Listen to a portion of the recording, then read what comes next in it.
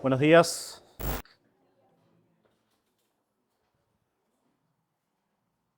Mateo me dijo que hasta la final, hasta que empiece la final tengo tiempo, así que... Espera, ¿qué es? ¿Qué? Así. Y Bueno, ¿alguna vez les pasó de estar en algún lugar o en alguna situación que toca esperar? Me imagino que varias.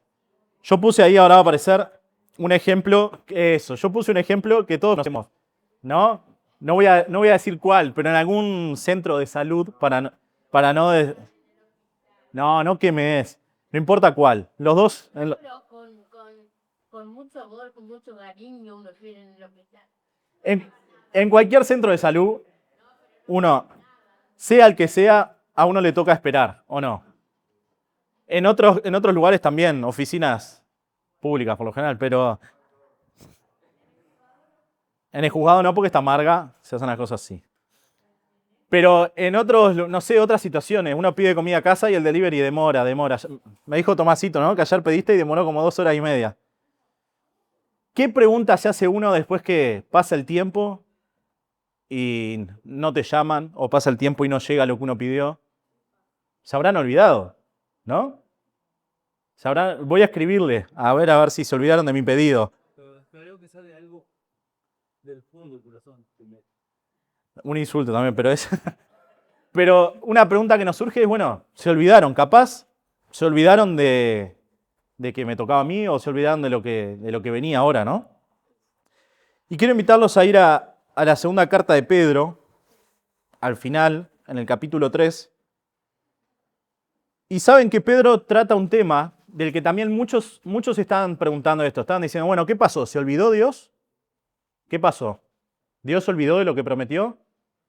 ¿Dios había dejado algo prometido desde los profetas en el Antiguo Testamento, pero después Jesús mismo en su venida, Él nos cuenta y avisa a los discípulos que Él después de su muerte y su resurrección se iba a ir al cielo, iba a ascender al cielo, pero que tiempo después iba a volver.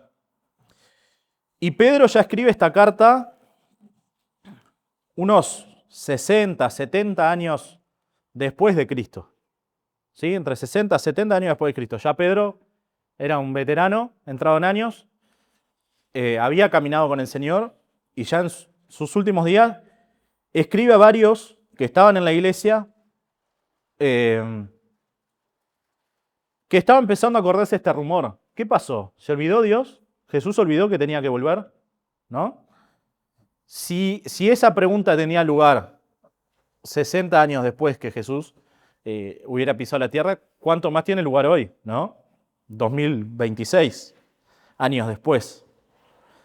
Y es una pregunta que puede hacernos dudar de la fidelidad de Dios, de sus promesas, o nos puede hacer dudar de la existencia de Dios directamente, o capaz no nos hace dudar de esas cosas, pero sí transforma la manera en la que vivimos, sí modifica la manera en la que vivimos. Y por eso quiero que leamos un poco y veamos este capítulo 3 de Segunda de Pedro, porque había cierta gente, como le dice Pedro acá, que le llama unos burladores o gente que estaba dando un falso mensaje, que estaba metiendo esta duda. Y no sé, yo qué sé, si yo hubiera estado en ese momento, capaz que yo también tenía esa duda. No sabemos. Nosotros hoy tenemos también mucha más seguridad por todas estas cartas que tenemos de los apóstoles, de Pedro, de Pablo, de Juan, pero en ese momento hasta los evangelios tenían y ni siquiera sé si eran muy populares, más que el testimonio boca a boca de los discípulos, de los apóstoles.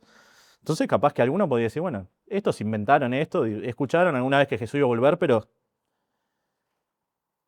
vamos a leer ahí. Pedro, segunda de Pedro capítulo 3, desde el versículo 1. Yo voy a leer en la versión NTV. Dice, queridos amigos, esta es la segunda carta que les escribo y en ambas he tratado de refrescarles la memoria y estimularlos a que sigan pensando sanamente. Quiero que recuerden lo que los santos profetas dijeron hace mucho y lo que nuestro Señor y Salvador ordenó por medio de los apóstoles. Sobre todo, quiero recordarles que en los últimos días vendrán burladores que se reirán de la verdad y seguirán sus propios deseos. Dirán, ¿qué pasó con la promesa de que Jesús iba a volver? Desde tiempos antes de nuestros antepasados, el mundo sigue igual que al principio de la creación. ¿No? Lo que Pedro dice es, tengan cuidado porque les recuerdo que va a aparecer esta gente, y ya estaba apareciendo en ese momento, gente que se reía de la verdad, gente que se reía del mensaje que predicaban los apóstoles y que los seguidores de Jesús creían, y que decían, bueno, ¿qué pasó con esta promesa de Jesús? Aparte ponen un argumento, dice, desde tiempo antes de nuestros antepasados, el mundo sigue igual que el principio de la creación, como diciendo, no cambió nada, ¿no? ¿Qué me hace creer que va a cambiar algo ahora? Pero es interesante que Pedro no les está abriendo los ojos a una nueva verdad, no les está mostrando algo magnífico, nuevo que ellos no sabían. ¿No? Vieron que los primeros 2 versículos Pedro dice, les escribo esta carta, y la primera que les había escrito también con la misma intención, de refrescarles la memoria y estimularlos a que sigan pensando sanamente. O como dice en la Reina Valera, despierto con exhortación el limpio entendimiento, su limpio entendimiento. Quiero que recuerden lo que los profetas dijeron hace mucho y lo que nuestro Señor y Salvador ordenó por medio de los apóstoles. Es una verdad que ya se sabía, que ya se conocía. Y hoy en día también no vamos a ver nada nuevo este domingo. Les aviso, no van a aprender nada nuevo. La idea es refrescar y traer a la memoria, como dice acá, cosas que se saben hace muchísimos años. Pero que a veces, justamente, como lo mismo de siempre, lo vamos dejando de lado y eso pierde peso en nuestra vida y va afectando nuestra vida. Pero Pedro dice, va a intentar un poco ver qué es lo que dicen estos burladores o estos falsos maestros. E intenta desmentir eso que ellos estaban diciendo. Lo primero que vemos ahí de esos falsos maestros en el versículo 3, ¿cómo los describe a ellos? A ver, dice, sabiendo primero esto, que en los postreros días vendrán burladores, que ¿qué? ¿Cómo se? Andando en sus propios deseos. Eran personas que andaban como les pintaba, ¿no? Como ellos querían, hacían lo que querían, no tenían una forma de comportarse, no tenían algo que rija sus vidas. Y uno puede decir, qué feo, qué mal, ¿no? Estos burladores, estos falsos maestros fuera de la iglesia, que están por fuera, que quieren contaminar, que quieren distraer a la iglesia. Pero tengamos cuidado porque si nosotros también ignoramos y olvidamos esta verdad de que Jesús va a volver, también podemos caer en lo mismo que estaban haciendo ellos, que era vivir según sus propios deseos. De hecho, más adelante vamos a ver que dice que estas personas ignoraban esta verdad deliberadamente, que lo hacían sabiendo que estaban ignorando algo, sabiendo, estamos dejando algo de lado a propósito, y seguramente sea para esto, para no tener nada que los frene o no tener nada que los detenga a vivir la vida como se les canta. Y tengamos cuidado, que nosotros a veces podemos olvidar ciertas verdades de Dios, no por falta de memoria, sino porque nuestro engañoso corazón nos va haciendo ir dejando de lado algunas verdades para que nuestra conciencia esté tranquila con el pecado, para que nuestra forma de vivir no se vea modificada. Entonces, tengamos cuidado que no caigamos en lo mismo que caían estos engañadores. ¿Sí?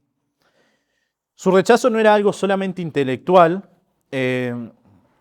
sino que afectaba también a su forma de vivir.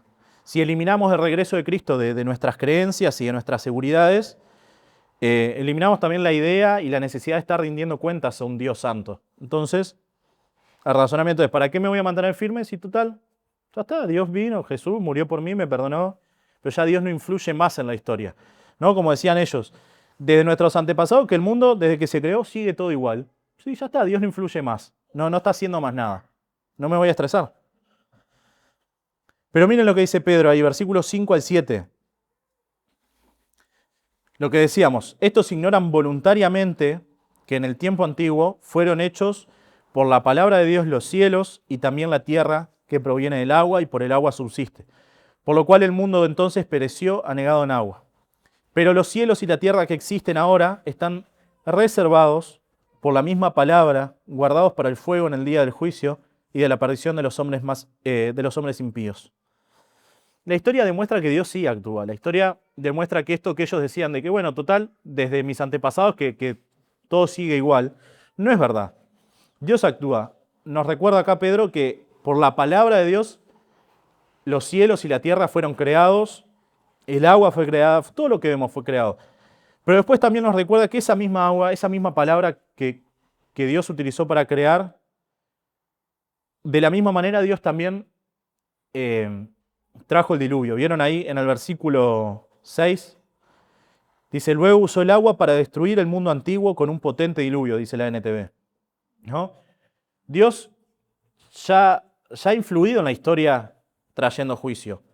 Ya ha advertido a la humanidad y dado tiempo y dado oportunidades y ha tenido paciencia, pero también ha actuado. Entonces, ahora capaz decimos, no vemos el actuar de Dios o no vemos la venida, pero sí estamos viendo la paciencia de Dios, la advertencia de Dios, y sepamos que va a llegar es otro. Como dice en el versículo 7, por esa misma palabra, los cielos y la tierra que ahora existen han sido reservados para el fuego. Están guardados para el día del juicio, cuando será destruida la gente que vive sin Dios. Y parece todo malas noticias, ¿no? Parece, bueno, disfrutemos lo que nos queda porque en cualquier momento se prende todo fuego, parece hasta ahora. Pero es lindo cómo Pedro ahora anima a los creyentes con esta verdad también. Vamos a leer ahí del versículo 8 al 10. Pedro dice, sin embargo, queridos amigos, hay algo que no deben olvidar. Para el Señor, un día es como 1000 años y 1000 años son como un día. En realidad no es que el Señor sea lento para cumplir su promesa como algunos piensan. Al contrario, es paciente por amor a ustedes. No quiere que nadie sea destruido. Quiere que todos se arrepientan. Pero el día del Señor llegará tan inesperadamente como un ladrón. Entonces los cielos desaparecerán con un terrible estruendo y los mismos elementos se consumirán en el fuego y la tierra con todo lo que hay en ella quedará sometida a juicio. Acá da dos razones, Pedro, de por qué Dios parece que está demorando o por qué parece que esa segunda venida de Cristo se tarda y demora y qué falta. A ver, ¿por qué no pasa? ¿No? Si ellos se preguntaban eso, como decíamos, se preguntaban eso 50, 60 años después que Cristo había ascendido al cielo, también nos podríamos preguntar lo mismo hoy. Y da dos razones. La primera razón que da es la soberanía de Dios, ¿no? Dios es soberano, Él está por fuera de nuestra capacidad mental de entender su razonamiento. No vamos a llegar nunca a su forma de entender. Y eso tendría que ser suficiente, pero no solamente nos da esa razón. Vieron que, como dice el versículo ahí, para el Señor un día es como 1000 años y 1000 años como un día, ¿no? Hermanos, los tiempos son de Dios, no son nuestros. En Hechos 1:7 dice, no les corresponde a ustedes conocer las fechas o los tiempos que el Padre fijó con su propia autoridad, ¿no? Los tiempos son de Dios. Dios es soberano. Capaz nosotros estamos deseando que Cristo vuelva o al revés, o capaz estamos medio descreídos de que capaz andás a ver, es algo figurativo, andás a ver si pasa. Los tiempos son de Dios. Y la soberanía de Dios está sobre todo, y Él tiene control.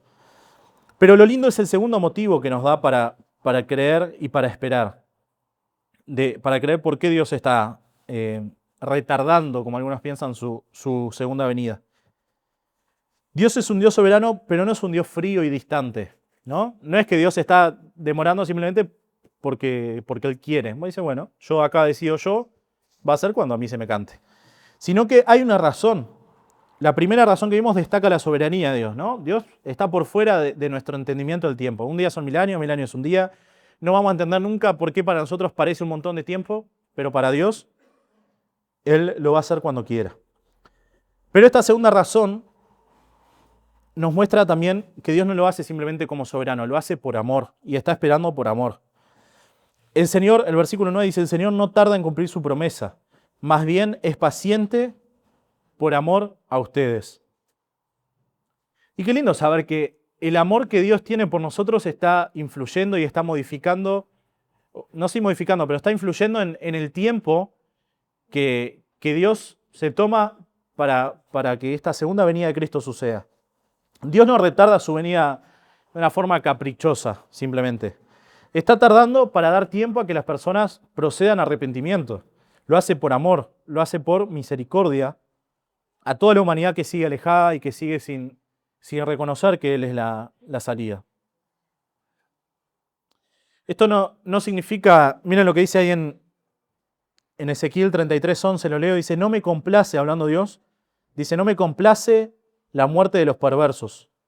Solo quiero que se aparten de su conducta perversa para que se arrepientan y vivan. ¿No? Dios, como dice acá, Dios, la voluntad de Dios, el deseo de Dios es que todos lleguen al arrepentimiento. Sabemos que no va a ser así, porque sabemos que hay gente que rechaza a Dios, y lo hemos visto en todos estos años. Y hay gente que ha muerto rechazando a Dios, pero el deseo de Dios era que también hasta ellos lleguen al arrepentimiento. Dios le dio poder de elección al ser humano.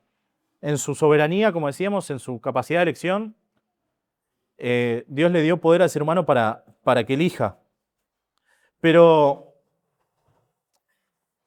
cuando no entendemos lo que Dios está haciendo, estas dos cosas tienen que sostenernos. En este tema de la segunda venida de Cristo, pero también en muchas cosas en nuestra vida que podemos estar preguntándonos por qué demora, por qué no llega, por qué Dios se toma tanto tiempo para dar algo. Y estas dos cosas, ¿no? La soberanía de Dios, pero no solo es una soberanía de un Dios caprichoso, es la soberanía de un Dios amoroso, de un Dios bondadoso y misericordioso, que capaz está esperando su tiempo por amor a nosotros, por misericordia a nosotros, porque sabe y nos conoce que todavía no es el tiempo. ¿Sí? Y esta demora no cancela la promesa de Dios. Esta demora no dice, bueno, Dios se olvidó. La demora, o la aparente demora, lo que está revelando es la paciencia que Dios tiene con nosotros. Pero esta paciencia que Dios tiene también va a tener un final. Esta paciencia en algún momento, no digo que la paciencia de Dios se va a terminar, pero sí Dios va a llegar a un momento en el que va a ejecutar esa segunda venida de Cristo. Como dice en el versículo 10, ¿quién lo lee ahí? Versículo 10. El día del Señor vendrá como ladrón en la noche, en el cual los cielos pasarán de grande estruendo y los elementos ardientes serán en zigzag, y la tierra, las obras que en ella hay, serán quemadas. El día del Señor llegará tan inesperadamente como un ladrón en la noche. ¿No? ¿Quiere decir que va a ser de noche, sí o sí? No. ¿Pero a qué se refiere? A que va a ser algo inesperado, ¿no? Uno nunca está esperando el ladrón en la noche. Es algo inesperado. Es algo que no sabemos cuándo va a pasar. Como decíamos, el tiempo solamente el Padre lo conoce. La palabra dice que solamente el Padre conoce el día y la hora. Dios es paciente, pero su paciencia no es indiferencia, no es que no le importa.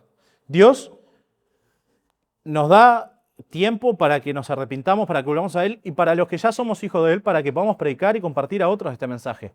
Está extendiendo el tiempo, como dice acá, para que ninguno perezca, sino que todos procedan al arrepentimiento.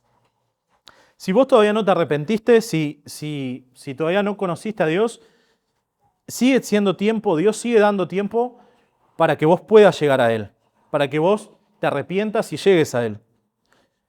Y ahora, si ya conoces a Dios, Dios nos está dando tiempo para que nosotros también traigamos a otros a conocerlo, que prediquemos el Evangelio. Dios quiere que todos lleguen al arrepentimiento. Como decíamos, no nos frustremos, no nos enojemos con Dios si alguien después rechaza el mensaje. Eso ya es la voluntad de cada persona, pero la voluntad de Dios es que todos escuchen del Evangelio y que todos tengan esa posibilidad.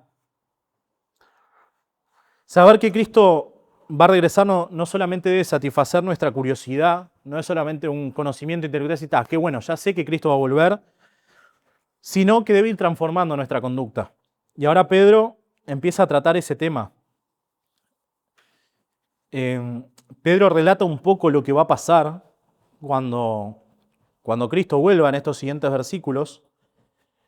Y Pedro hace ahí como que mete en la coctelera todos los eventos futuros, que no nos vamos a meter ahora en eso, pero dice, va a pasar todo esto. Pero no lo dice simplemente, como decíamos, para satisfacer la curiosidad de la gente, de a ver, ¿cómo va a ser el fin del mundo? ¿No? Que se han hecho millones de películas de eso. Sino que lo hace con la intención de mostrar que esto nos tiene que motivar a algo. Y vamos a leer esos versículos del 11 al 14. Dice, dado que todo lo que nos rodea será destruido de esta manera, ¿cómo no llevar una vida santa y vivir en obediencia a Dios? Esperar con ansias el día de Dios y apresurar que éste llegue. En aquel día Él prenderá fuego los cielos y los elementos se derretirán en llamas, pero nosotros esperamos con entusiasmo los cielos nuevos y la tierra nueva que Él prometió. Un mundo lleno de la justicia de Dios. Por lo cual, queridos amigos, mientras esperan que estas cosas ocurran, hagan todo lo posible para que se vea que ustedes llevan una vida pacífica que es pura e intachable a los ojos de Dios. ¿No? La pregunta de Pedro no es, bueno, a ver qué tanto conocimiento tenés de qué va a pasar cuando venga Jesús. Pedro no está desafiando a los creyentes preguntándoles, bueno, ¿tenés claro cómo va a ser cuando Jesús venga? Lo que Pedro le dice, Jesús va a venir y va a pasar un montón de cosas. Ahora la pregunta que le hace es, ¿cómo estás viviendo respecto a eso? ¿Eso te cambia tu manera de vivir? ¿No? Pedro ahí nos describe de una forma muy breve que el mundo presente, el mundo que conocemos va a ser juzgado y destruido, pero no destruido para aniquilación, sino para transformación. Dice que esperamos, como dice acá, en el 13, nosotros esperamos con entusiasmo los cielos nuevos y la tierra nueva que Él prometió. Un mundo lleno de la... ¿De la qué? Vamos, fuerte. De la justicia de Dios. Entonces, si nosotros realmente esperamos eso, no es que esperamos que explote una bomba y se termine todo simplemente para estar en el cielo. ¿No? La Biblia nos habla de que cuando Jesús venga, va a haber una destrucción de este mundo, pero va a haber una reconstrucción y va a haber un cielo nuevo y una tierra nueva, como dice ahí, llena de la justicia de Dios. Y lo que esperamos, o lo que deberíamos esperar los creyentes, es ese mundo nuevo lleno de la justicia de Dios. Y por eso esto tiene que transformar nuestra forma de vivir, porque no tiene sentido que el creyente esté esperando o diga que está esperando un mundo futuro en el cual va a reinar la justicia de Dios y hoy en día nosotros no nos comportamos como la justicia de Dios requiere o no buscamos la justicia de Dios. Ahí Pedro habla de esperar activamente, que no sea una espera como la sala de espera, ¿no? Que uno se sienta a ver si en algún momento se acuerdan de mí y me llaman. Sino que la espera que nosotros tenemos que tener, Pedro habla de esperar con ansias en el versículo 12. Pedro menciona unas cosas, esperar con ansias el día de Dios, de desear la venida de Cristo y habla de apresurar el día de Dios. ¿Cómo apresurar? ¿Yo puedo apurar a Dios? Nosotros no controlamos la fecha de Dios, ya dijimos, ¿no? Que los tiempos son de Dios y punto. Pero tampoco somos llamados a ser unos espectadores pasivos y decir, bueno, Dios va a hacerlo cuando quiera, me cruzo de bracitos acá. Dios quiso incorporar en su plan y ha tenido en cuenta en su plan nuestras oraciones, nuestra santidad, nuestro servicio, nuestra misión de predicar el Evangelio, y todo eso es parte de lo que Dios tiene en cuenta en su plan para la segunda venida de Cristo.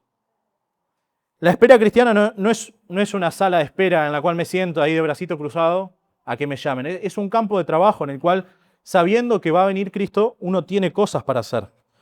Tiene una forma para vivir y tiene algo para predicar. Y como dice ahí en el versículo 14, por lo cual, queridos amigos, mientras esperan que estas cosas ocurran, hagan todo lo posible para que se vea que ustedes llevan una vida pacífica, que es pura e intachable a los ojos de Dios. La Reina Valera lo menciona al revés. Dice, procurar con diligencia ser hallados por Él sin mancha e irreprensibles en paz. ¿No? Nos menciona dos cosas. Ser hallados sin mancha e irreprensibles ahí como en conjunto. Y esto no significa la perfección absoluta. Sabemos que no lo vamos a lograr. Pero sí significa buscar la santidad, buscar vivir como Dios quiere. Lo que hablamos de la justicia de Dios. Si anhelamos un mundo en donde la justicia de Dios va a reinar, procuremos que nosotros ya seamos representantes de ese mundo donde la justicia de Dios reina hoy, acá en este mundo, en esta tierra corrompida. ¿Sí? Que nosotros podamos ser representantes de lo que esperamos que Dios va a hacer algún día, ya hoy. Y lo otro que habla es de ser hallados en paz. Pedro quiere que encuentre a su iglesia en paz, que Jesús pueda encontrar a la iglesia en paz. No podemos estar diciendo que esperamos la venida de Cristo si estamos todos enojados, si nos negamos a perdonarnos entre nosotros, seguimos distanciados los unos de los otros y seguimos alimentando conflictos que no traen la paz. No estamos viviendo de una manera que refleja que estamos esperando la venida de Cristo. Mentira. No estamos anhelando ese mundo donde la justicia de Dios reina. Si la iglesia, donde se supone que es la representación del reino de Dios, no reina la paz y no reina la justicia, estamos mal. No estamos mostrando que realmente esperamos ese mundo que Cristo va a hacer cuando venga donde reina su justicia. Quiero volver al primer versículo. Vieron que Pedro dice: amados, esta es la segunda carta que les escribo y en ambas, ¿no?, apela al mismo tema. Vieron que Pedro les escribió la segunda carta de Pedro hablando de esto, pero en la primera carta de Pedro habla de lo mismo.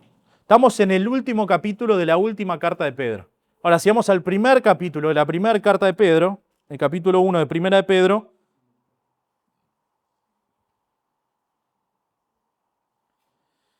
vamos a ver que Pedro trabaja el mismo tema, que Pedro trabaja sobre lo mismo. Cuando Pedro llama a los creyentes a procurar ser hallados sin mancha, irreprensibles, está tomando una enseñanza que ya había desarrollado en la primera carta. Vamos a leerlo de forma rápida. Y 1 Pedro 1,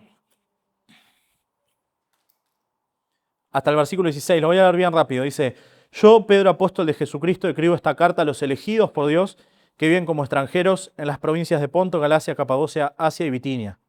¿No? Le estaba escribiendo a gente que estaba dispersa por distintos lugares. Dios Padre los conocía y los eligió desde hace mucho tiempo y su Espíritu los ha hecho santos. Como resultado, ustedes le obedecieron y fueron limpiados por la sangre de Jesucristo. Que Dios les conceda cada vez más gracia y paz. Y miren lo que dice acá: que toda la alabanza sea para Dios, el Padre de nuestro Señor Jesucristo. Es por su gran misericordia que hemos nacido de nuevo, porque Dios levantó a Jesucristo de los muertos. Ahora vivimos con gran expectación, ¿no? Expectantes, esperando. Podríamos decir con una gran esperanza, estamos ansiosos de... Y tenemos una herencia que no tiene precio. Una herencia es algo que vamos a recibir, no algo que ya tenemos, pero sabemos que es algo que vamos a recibir. Tenemos una herencia que no tiene precio, una herencia que está reservada en el cielo para ustedes, pura y sin mancha, que no puede cambiar ni deteriorarse. Por la fe que tienen, Dios los protege con su poder hasta que reciban esta salvación, la cual está lista para ser revelada en el día final, a fin de que todos la vean. Después habla de que esta esperanza nos ayuda, estos versículos siguientes hablan de que la esperanza futura nos ayuda a sobrellevar las pruebas. Pero quiero que vayamos juntos al versículo 13. Teniendo en cuenta, ¿no? Venía hablando de la esperanza futura. Dice: así que, o teniendo en cuenta, ¿no?, todo lo anterior, por lo tanto, dice en la Reina Valera, teniendo en cuenta todo lo anterior que hablamos de la esperanza que vamos a recibir, la herencia que vamos a recibir, cenid los lomos de vuestro entendimiento. Dice: ¿qué es esta expresión, cenid los lomos? Es algo que obviamente hoy en día no usamos eso. La NTV dice: preparen su mente para actuar. Pero este cenid los lomos es una expresión que viene del Éxodo. Cuando el pueblo judío estaba en Egipto, ¿sí?, y Moisés les avisa, ¿no? Dios le dice: bueno, avisale al pueblo que se prepare porque va a pasar tal cosa y van a tener que huir, ¿sí? Entonces lo que le dice es: tengan ceñidos vuestros lomos porque en algún momento vamos a tener que escapar de Egipto, ¿sí? Tienen que estar preparados. Pero el ceñir vuestros lomos, ellos usaban unas túnicas largas que obviamente no podían correr con esas túnicas. Entonces el ceñir vuestros lomos era levantarse esas túnicas que les impedían correr con velocidad, levantarlas y atarlas a esta altura para tener las piernas ágiles para poder escapar, para poder huir, salir. Y es interesante porque usa la misma expresión como: prepárate para irte de acá. Prepárate porque en algún momento te vas a ir. En algún momento no vas a estar más acá. Dice: preparen vuestra mente o ceñid los lomos de su entendimiento para actuar y ejerciten el control propio. Pongan toda su esperanza en la salvación inmerecida que recibirán cuando Jesucristo sea revelado al mundo. Por lo tanto, vivan como hijos obedientes de Dios. No vuelvan atrás a su vieja manera de vivir, con el fin de satisfacer sus propios deseos. Antes lo hacían por ignorancia, pero ahora sean santos en todo lo que hagan, tal como Dios, quien los eligió, es santo. Y podríamos entrar en mil detalles de cómo va a ser la venida de Cristo y no sé qué, y qué va a pasar. Pero es interesante que todo lo que está Cristo en la Biblia de la segunda venida de Cristo, como decíamos, no está hecho para satisfacer la curiosidad intelectual de cómo va a pasar y cómo va a ser. Está escrito para modificar nuestra vida, para transformar nuestras vidas, darnos esperanza, pero que esa esperanza transforme nuestra forma de vivir. Darnos una esperanza de algo futuro, pero para transformar nuestra vida. Y por mucho tiempo yo entendía estos pasajes como diciendo, portate bien porque algún día Jesús va a venir, ¿no? Como una amenaza casi de Jesús va a volver y ojito, ¿cómo te encuentra? No te encuentres justo pecando, cachetazo. No, pero yo mucho tiempo interpretaba esto como diciendo, ojo cómo te estás portando, porque Jesús va a venir y va a ejercer juicio sobre vos.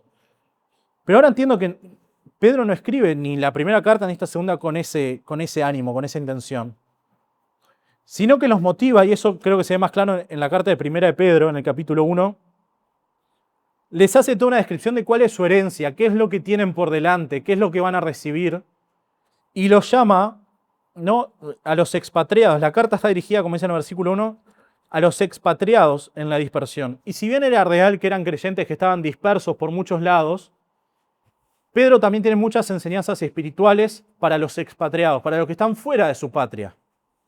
Y eso eran esos creyentes, pero nosotros también. Si creemos que tenemos y que pertenecemos, que tenemos una identidad en la tierra futura que Cristo promete, que nuestra identidad y nuestra pertenencia no está en este mundo, sino que está en la tierra nueva y en el cielo nuevo, también somos expatriados, también somos gente que está fuera de su país, fuera de su lugar de pertenencia.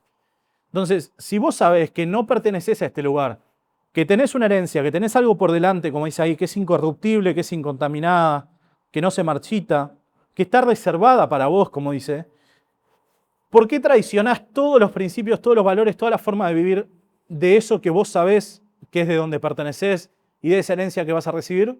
Por la forma de vivir y la forma de pensar de este mundo. ¿No? Cuando Pedro dice, ojo cómo están viviendo, porque Jesús vuelve, no es una amenaza. Lo que está diciendo es, acordate que Jesús vuelve y que ahí vas a vivir realmente a donde perteneces.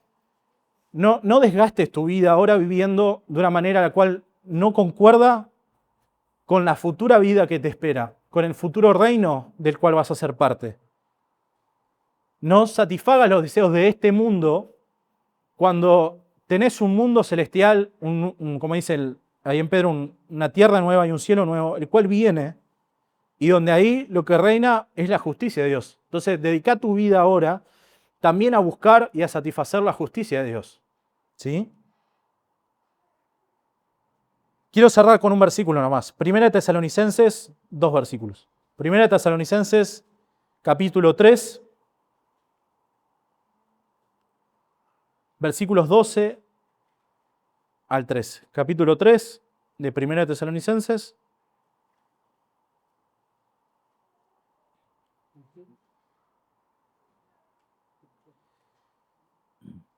Dice que el Señor haga crecer y sobreabundar el amor que tienen unos por otros y por toda la gente, tanto como sobreabunda nuestro amor por ustedes. Que Él, como resultado, fortalezca su corazón para que esté sin culpa y sea santo al estar ustedes delante de Dios nuestro Padre cuando nuestro Señor Jesús regrese con todo su pueblo santo. Amén. ¿No? Acá Pablo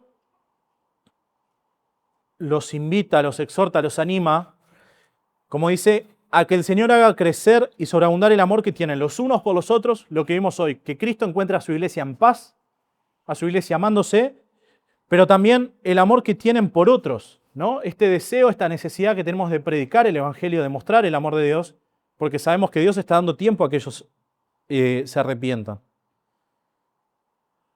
Y después dice que Él como resultado fortalezca su corazón, que nos fortalezca a cada uno de nosotros en lo individual, para que nuestro corazón esté sin culpa y sea santo al estar delante de Dios nuestro Padre, cuando nuestro Señor Jesucristo regrese con todo su pueblo.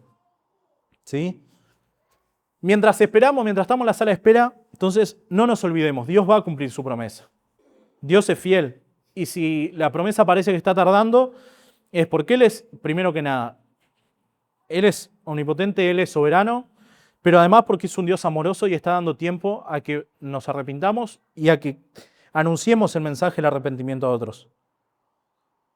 Pero no estemos dormidos tampoco, vivamos en santidad, vivamos anunciando el Evangelio y tenemos esta posibilidad, como decía ahí, de apresurar el día de la venida. No de modificar la fecha, pero sí apresurar la venida del Señor en el sentido de que ya nosotros podemos empezar a hacer que el reino de Dios sea manifestado hoy en día. Nosotros podemos hacer que la gente que nos vea empiece a ver un poquito cómo va a ser el reino que Cristo quiere instaurar.